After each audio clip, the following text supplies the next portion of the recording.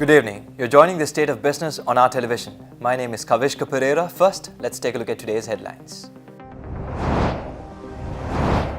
Presidential Environmental Awards 2018 held in Colombo today. The Business Lawyer, Law and Management Journal, Volume 2 launched. News in detail.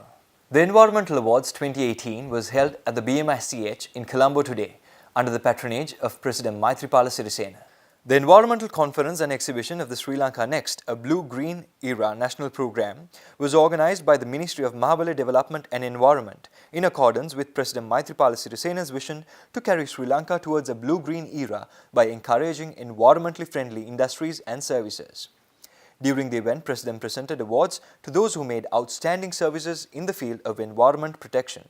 Together with the Presidential Environmental Awards, several other events were organized, which included environmental exhibitions, media discussions, awareness programs for school children, and short film festivals. The Institute of Legal and Management Studies launched the Business Lawyer, Law and Management Journal Volume 2 in Colombo last evening.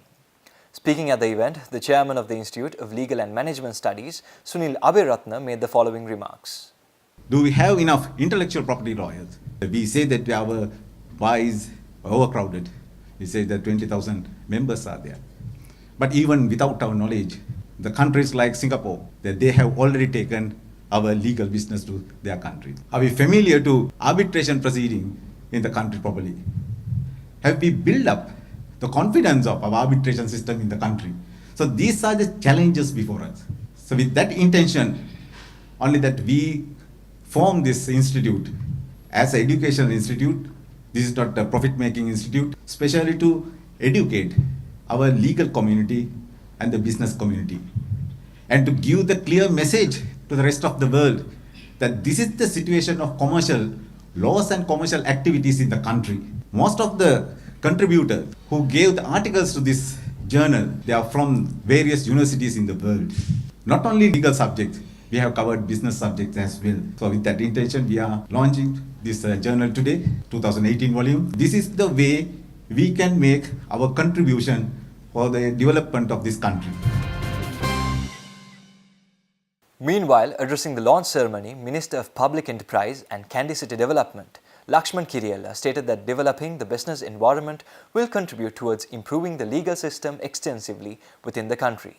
We must branch out into new aspects of law, that is also correct. But one must realize to break away from the beaten track, the traditional civil courts, magistrates court, business must thrive. In Sri Lanka, the biggest problem is since independence, we have not developed our business potential. When we got independence, we were next to Japan. Sri Lanka and Japan were models when we got independence. Other countries like Singapore, Malaysia, they were far behind us.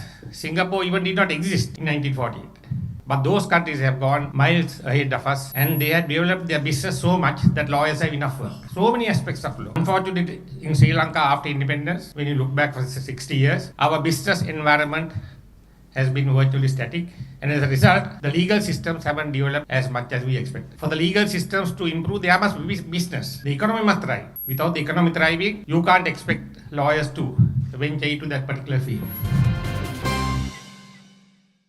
Speaking further, Minister Kiriella also noted that the state universities within the country should be independent and self-sufficient to support their own venture without depending on government subsidies in the future. Now in Sri Lanka today, the biggest problem is the state spends nearly 450 billion rupees to subsidize state institutions. 450 billion a year. We spend on state institutions that do not give us much income. That is the biggest problem faces Sri Lanka today. If we can find a way so that those state institutions will be self-sufficient, they can support their ventures, they can support their expenditure without depending on the treasury, I think that's a starting point. 450 billion rupees the government subsidizes every year to maintain certain institutions. Countries like Singapore and Malaysia, all the state institutions that we support, in Malaysia and Singapore they are independent and they look after their finances. Let's take a short break. Stay tuned for more news after this.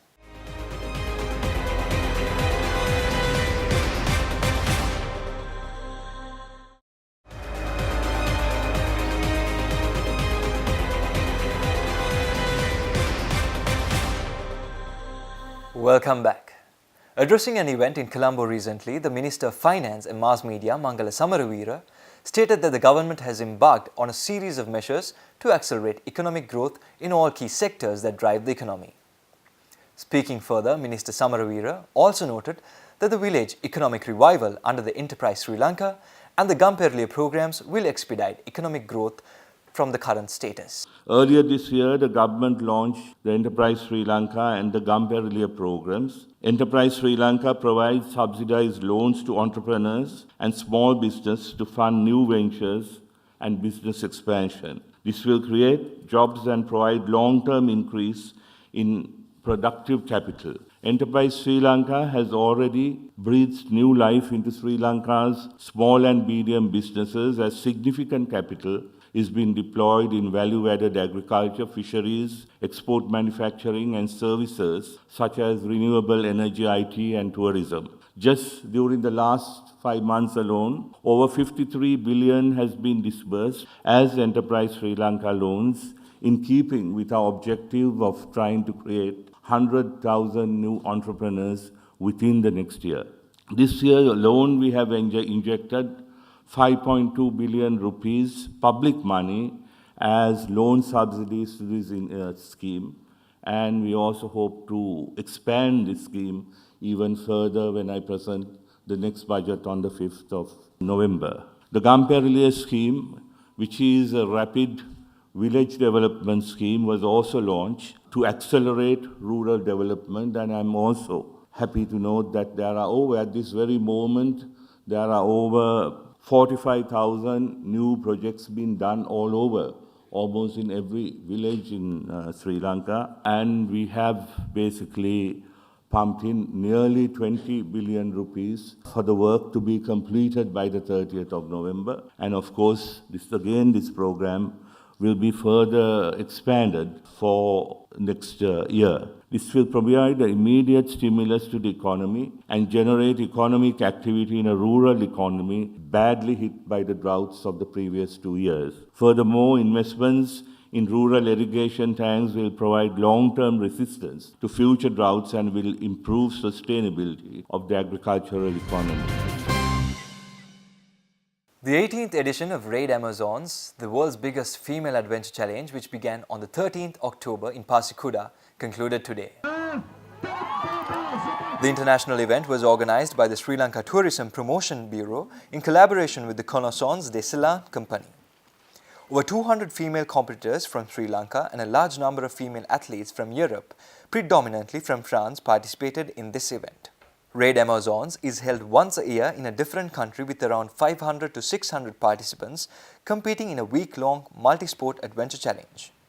In teams of 2 or 3, the participants will compete in challenges such as orienteering cycling, canoeing, running and archery. All the activities are designed to test the skill, determination and teamwork of the contestants. This 100% female event provides an opportunity for women to test their mental and physical endurance, all whilst enjoying the beautiful environment and the enthralling culture of the host country.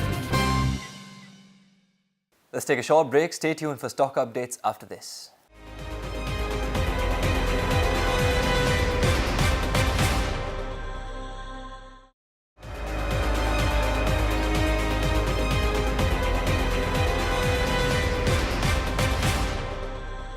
Welcome back.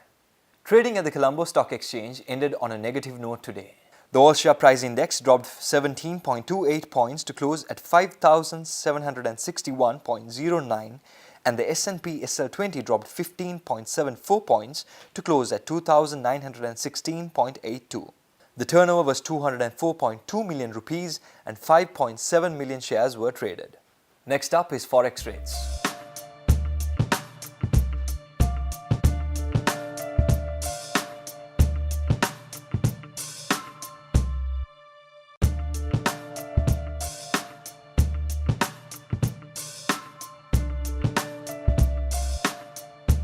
That's all the news we have for today. Join us tomorrow at 7 p.m. for Biz Roundup. Thank you and good night.